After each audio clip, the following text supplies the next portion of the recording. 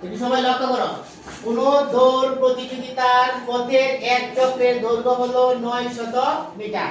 আমরা দৌড় প্রতিযোগিতা দেই না, বার্ষিক ক্রীড়া প্রতিযোগিতায় আমরা দৌড় দেই না, ঠিক আছে? এবং বিভিন্ন খেলায় দৌড় দেয় না, দৌড় দিলে কিন্তু অনেক সময় চক্রাকারে দৌড় দেয়, ঠিক আছে? এখন বলছে যে এক চক্রের দৈর্ঘ্য, এক চক্র মানে কি, এক জায়গা থেকে দৌড় দিয়ে আবার ওই জায়গায় আসছে, তার দৈর্ঘ্য হয় কত মিটার? 900 মিটার। একজন দৌড়বিদ কততম বারে 10,000 মিটার পথ অতিক্রম করে? উত্তর ক্রমবাচক সংখ্যায় নির্ণয় করতে হবে। তাহলে মোট রাস্তা কতটুকু? 10,000 মিটার, ঠিক আছে? এখন এক চক্র যদি ঘুরান দেয় তাহলে যায় কতটুকু? 900 মিটার, ঠিক আছে? তাহলে আমরা কি করব? এই 10,000 কে 900 মিটার দ্বারা ভাগ করব। যে আমরা যদি 10,000 মিটারকে 900 মিটার দ্বারা ভাগ করি তাহলে 10,000 ভাগ কত? 900।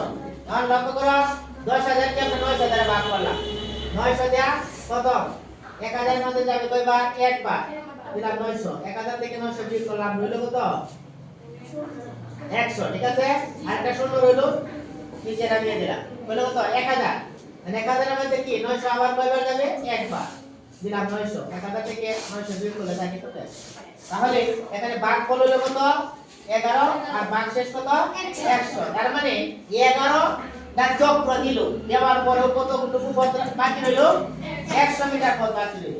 যে ভাগ ফল লিখলাম আমরা কত? এই 11, আর ভাগ শেষ লিখলাম কি? এই 100। ভাগ শেষ, অর্থাৎ 11তম বার ঘোরার পরেও 100 মিটার পথ বাকি থাকে। মানে 900 মিটার দৌড়ে সে 11 বার ঘোরান দিব, অর্থাৎ 11 চক্র ঘোরান দেওয়ার পরে দেখা যাচ্ছে আরো 100 মিটার পথ বাকি রইল। তাহলে কি আরেকটা দৌড় দেওয়া লাগতো না? জি। আরেকটা চক্রের জন্য রেডি হওয়া লাগতো না?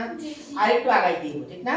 তার মানে কি 11 বার তো গেলই, আর 100 মিটারের জন্য আরেকটা কি ঘোরান দিতে হবে, অর্থাৎ ফুল ঘোরান দেওয়া লাগতো না। তার মানে কি 11 এর সাথে 1 যোগ করতে হবে, অর্থাৎ 11 যোগ 1 সমান সমান কত? 12তম বার ঘোরার সময় 10,000 মিটার পথ অতিক্রম। অর্থাৎ 12তম বার যখনই সে কি করবো ঘুরতে চাইবো তখনই কি তার 10,000 মিটার দিয়ে দেব, শেষ হয়ে যাবে। তাহলে আমরা উত্তর পেলাম কি? 12। এই যে তারা বলছে ক্রমবাচক সংখ্যা, আমরা কি ক্রমবাচক সংখ্যা পড়ছি না? হ্যাঁ, একাদশ, দ্বাদশ, ত্রয়োদশ এরকম আমরা পড়ছি না? তাহলে কয়বার গেছে? 12তম বার ঘোরার সময় তার পথ সম্পূর্ণ শেষ হয়েছে। তাহলে আমরা লিখব উত্তর 12। বুঝতে পারছো সবাই? জি। সমস্যা আছে?